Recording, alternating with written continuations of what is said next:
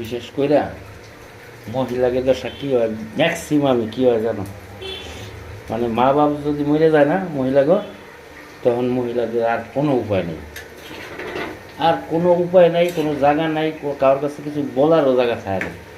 সেই সময় বুঝে যে শূন্যতা কত দূর, তখন একমাত্র স্বামীর বাড়ি ছাড়া তাদের আর কোনো গতিই থাকে না, উপায়ই থাকে না। বুঝতে পারছো? আর যতদিন মা বাপ বেঁচে থাকে অতদিন একটু ফাগাল টাগাল দেয় আর কি।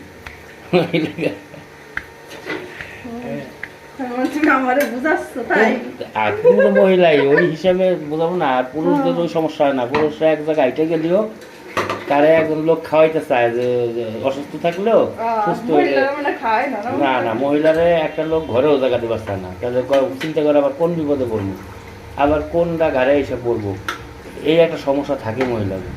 বুঝতে, আর পুরুষদের ওই সমস্যা থাকে না, কয় গোয়াল ঘরে থাকবি, ঠিক আছে বিপদে পড়ছে বেটা, বেটার কেউই নাই, ওই গোয়াল ঘরে থাকবি না, অসুবিধা নেই, কয়টা বাতি খাবে এরকম করবে, হিসাব আছে।